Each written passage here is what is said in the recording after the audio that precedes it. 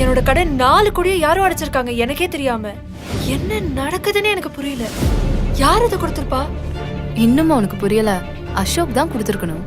அவன் உனக்காக என்ன வேணாலும் செய்வாண்டி. அவன் உன்கிட்ட இருந்து எதிர்பார்க்கறது ஒரே ஒரு விஷயம்தான், உன் உண்மையான அன்பு. உன் புருஷன்னு சொல்லிட்டு ஒருத்தன் இங்க திரியறானே, அவனால ஒரு 1000 ரூபாய் புரட்ட முடிச்சுதா? நீ என்ன பண்ற? உடனே அந்த பிச்சைக்காரனை டைவோர்ஸ் பண்ணிட்டு அசோக்கை கல்யாணம் பண்ணிக்கோ. ஹரிஷ் வீட்டோடு மாப்பிள்ளையாக வாழும் ஒரு ஏழை இளைஞர்.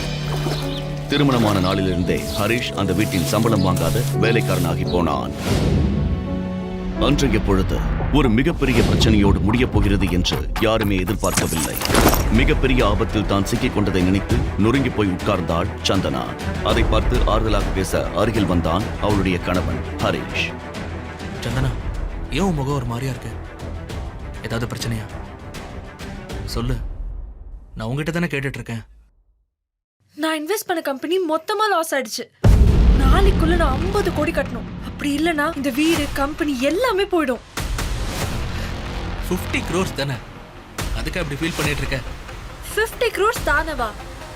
என்ன ஹரிஷ் பேசிட்டு இருக்க? நானே செம்ம கான்ல இருக்கேன். தயவு செஞ்சு போயிடு. போன்னு சொன்னேன். ஹரிஷ் அலட்சியமாக பேசியதால் உச்சக்கட்ட எரிச்சல் அடைந்த சந்தனா அவனை கண்டுபிடி திட்டி விரட்ட சோகமாக அங்கிருந்து சென்றான் ஹரிஷ்.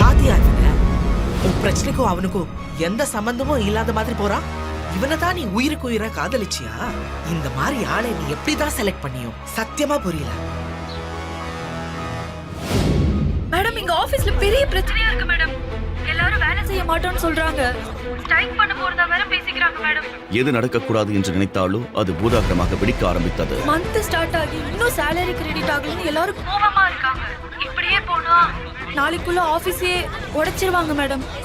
இப்போ என்னமா பண்றது? ஹலோ மேம், இருக்கீங்களா?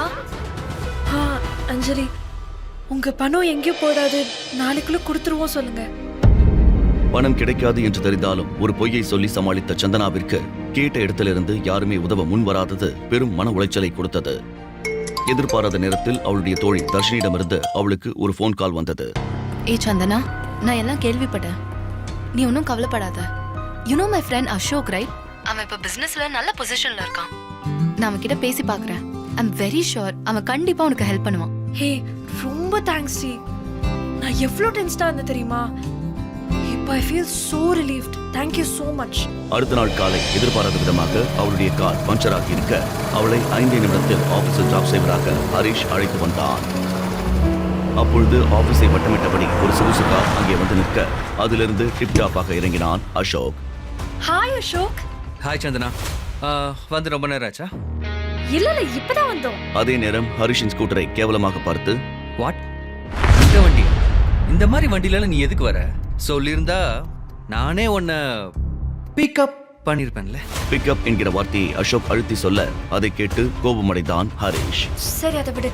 அசோக், கிளைண்ட் கிட்ட எல்லாம் பேசிட்டியா?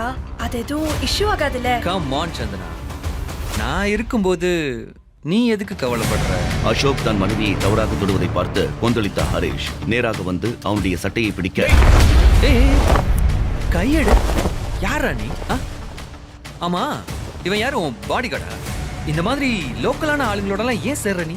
எவ்வளவு தைரியம் இருந்தா ஏன் முன்னாடி என் பொண்டாட்டி மேல கை வைப்பா? ஏய், அவளே கவலைப்படல, உனக்கு என்னடா பிரச்சனை? இதை பார்த்த சந்தனாவின் ஊழியர்கள் அத்தனை பேரும் சிரிக்க அது அசோக்குக்கு பெரும் அவமானத்தை கொடுத்தது. ஹரிஷ், என்ன பண்ணிட்டு இருக்க? எனக்கு ஹெல்ப் பண்ண வந்தறப்ப ஏன் இப்படி பண்ற? ஏன் மேல எதுக்கு சந்தனா கோவப்படுற? அவன் என்ன சொன்னது உனக்கு தப்பா தெரியலையா? அசோக் பண்ணல என்ன தப்பு இருக்கு? என் நிலைமைய புரிஞ்சுக்காம ஏன் இப்படி பண்ற? அசோக், ஹரிஷ் மேல இருக்க தப்புக்கு நான் சாரி கேக்குறேன். ப்ளீஸ் அசோக், உன்னை விட்டு இந்த ப்ராப்ளம்ல இருந்து என்ன யாருமே காப்பாத்த முடியாது. அது உனக்கு தெரியுது, ஆனா உன் புருஷனுக்கு தெரியலையே. எல்லாரும் முன்னாடி என்ன அடிச்சு அவமானப்படுத்திருக்கான். அவனை என் கால்ல விழுந்து மன்னிப்பு கேட்க சொல்லு. என்ன ஹரிஷ் மண்ணு மாதிரி நிக்கிற? அசோக், போய் சாரி கேளு ஹரிஷ். அவன் கால்ல நான் விழணுமா? உனக்கு ஏதாவது மண்டை குழம்பி போச்சா? கண்டவன் கால்ல போய் விழ சொல்ற? சாரி சந்தனா, இதுக்கு மேல நான் இங்க நின்னா அது எனக்கு தான் அசிங்கம். அதான் அவன் தைரியமான புருஷன் இருக்கான்ல, அவன் பிரச்சனையை சால்வ் பண்ணுவான். சந்தனாவை மேலும் வெறுப்பேற்ற நினைத்த அசோக் தன்னுடைய காரில் ஏறி அங்கிருந்து கிளம்பி சென்றான். இப்போ உனக்கு சந்தோஷமா? எல்லாரும் முன்னாடி இப்படி என்ன நிக்க வச்சிட்டல. ஒரு சாரி கேட்டா உன் பரபரமான போடுமா? என் கண்ணு முன்னாடி நிக்காது, எங்கேயாச்சும் போய் தல என்று சந்தனா கோபமாக அங்கிருந்து செல்ல உடைந்து போனான் ஹரிஷ். சந்தனா, நான் சொன்னது சரியா போச்சு பாத்தியா? சொல்ல சொல்ல கேட்காம அவனை போய் கல்யாணம் பண்ணிட்டு வந்து நின்னியே, இப்ப என்னாச்சு? அவன் புத்திய காட்டினா இல்ல. சந்தனா, ஒரு நிமிஷம். நான் அசோக் கிட்ட பேசினேன். அவன் இப்பவும் உனக்கு ஹெல்ப் பண்ண ரெடியா தான் இருக்கான். ஆனா ஒரு கண்டிஷன். நீ ஹரிஷை டிவோர்ஸ் பண்ணிட்டு அசோக்கை கல்யாணம் பண்ண சம்மதிச்சா இப்பவே உன் பிரச்சனை இருந்து காப்பாத்த அவன் ரெடியா இருக்கான். அவளை எதுக்கு நீ முறைக்கிற? தர்ஷினி சொல்லறதுல என்ன தப்பு இருக்கு? அசோக்குக்கு என்ன குறைச்சல்? பணம் இல்லையா, அந்தஸ்து இல்லையா, பார்க்க லட்சணமா வேற இருக்கான். இந்த தருதலைய தலை முழுக்கிட்டு அசோக் தம்பிய கல்யாணம் பண்ணிக்கோ.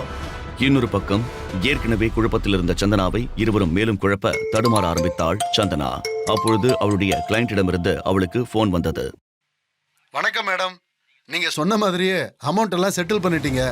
ரொம்ப சந்தோஷம். நான் சொன்ன மாதிரியே உங்களோட ஆபீஸ் டாக்குமெண்ட், வீட்டு பத்திரம் எல்லாத்தையும் நான் கொடுத்து அனுப்பிட்டேன். அன்னைக்கு உங்களை தப்பா பேசுனதுக்கு என்ன மன்னிச்சிருங்க என்று கிளையண்ட் கனிவாக பேச சந்தனாவுக்கு அது பெரும் ஷாக்காக இருந்தது. அடுத்த நொடியே சந்தனாவின் செக்ரட்டரி அவளுக்கு போன் செய்தாள். யாரோ ஒருத்தர் நம்ம ஆபீஸ் எம்ப்ளாயிஸ் எல்லாருக்குமே salary கிரெடிட் பண்ணிருக்கார் மேம். எம்ப்ளாயிஸ் எல்லாரும் ஸ்ட்ரைக்க வாபஸ் வாங்கிட்டாங்க. அத சொல்லதான் மேம் உங்களுக்கு கால் பண்ணேன். செட்டில் பண்ணிட்டாங்களா? ஆமா மேம். இதெல்லாம் எப்படி சாத்தியம் என்று தெரியாமல் சந்தனா ஆச்சரியமாக, என்னோட கிளையண்ட் கால் பண்ணி எல்லா பணத்தையும் யாரும் செட்டில் பண்ணதா சொல்றாரு. இதுக்கெல்லாம் காரணம் கண்டிப்பா அசோக் தான். அவ்வளோ அசிங்கப்பட்ட அப்புறமும் உனக்காக இவ்ளோ பண்ணிருக்கான் பாரு. இந்த நிலைமையில யாரா இருந்தாலும் விட்டுட்டு தான் போயிருப்பாங்க. இப்பவாவது தெரிஞ்சுக்கோ உன்னை யாரு உண்மையா லவ் பண்றாங்கன்னு என்று தர்ஷினி சந்தோஷமாக கூற வேறு வழியின்றி அதை அப்படியே நம்பினாள் சந்தனா. இன்னொரு பக்கம் ஹரிஷ் ரகசிய போன் காலில் நான் இருந்தார். சொன்னதெல்லாம் அரேஞ்ச் பண்ணியாச்சுல, அப்புறம் நாளைக்கு வந்து சொதப்பிடக்கூடாது. நான் சொன்ன விஷயம் எல்லாம் வாங்கிட்டீங்களான்னு மாறி மாறி கிராஸ் செக் பண்ணிக்கோங்க. இந்த உலகத்திலே யாரும் இந்த மாதிரி சர்ப்ரைஸ் பண்ணிருக்க கூடாது. காலை விடிந்ததும் உற்சாகமாக எழுந்த ஹரிஷ் சர்ப்ரைஸ் பரிசை கொடுப்பதற்காக அவளை தேடினான். ஆனால் சந்தனா அங்கு இல்லை. போனில் அவளை அழைத்தாலும் பதில் வரவில்லை. சந்தனாவிற்கு மெசேஜ் செய்து கொண்டே வாசலுக்கு வந்தவன் ஒரு சொகுசு கார் உள்ளே வருவதை பார்த்து அப்படியே நின்றான். என்ன சந்தனா, எங்க போன? உன்னை எங்கெல்லாம் தேடுறது? எங்கேயாவது போறதா இருந்தா சொல்லிட்டு போக மாட்டியா? அதுவும் இவன் கூட எல்லாம் எதுக்கு நீ வெளியே போற? இவனை பார்த்தாலே காண்டாவுது. சரி வா, நம்ம கார்ல ஏறு. உனக்கு ஒரு சர்ப்ரைஸ் வச்சிருக்கேன். நீ அவளுக்கு சர்ப்ரைஸ் பண்றதெல்லாம் இருக்கட்டும், நாங்கெல்லாம் சேர்ந்து உனக்கு ஒரு சர்ப்ரைஸ் என்று தர்ஷினி கூற ஹரிஷ் ஒன்றுமே புரியாமல் அவர்களை பார்த்தான். இந்தா டைவோர்ஸ் பேப்பர். என் பொண்ணு கையெழுத்து போட்டுட்டா, நீயும் கையெழுத்து போட்டு உடனே இந்த இடத்தை காலி பண்ணு என்று அலட்சியமாக சொல்ல ஹரிஷ் சந்தனாவை ஏக்கத்தோடு பார்த்தான். சந்தனாவை தன்னை விட்டு பிரிவதற்கு முடிவெடுத்ததால் விவாகரத்துக்கு கையெழுத்திட்டான் ஹரிஷ். அதே நேரத்தில் பல கோடி ரூபாய் மதிப்புள்ள பெரிய சொகுசு கார்கள் அந்த வளாகத்தின் உள்ளே வந்தது.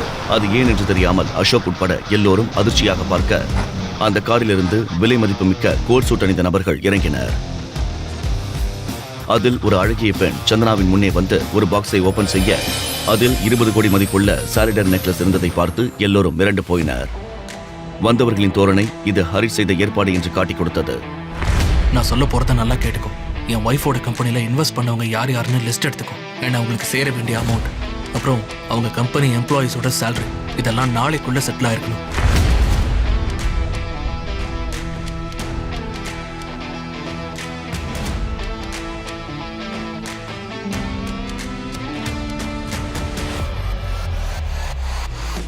அப்பொழுது சந்தனா திடீரென வாந்தி எடுக்க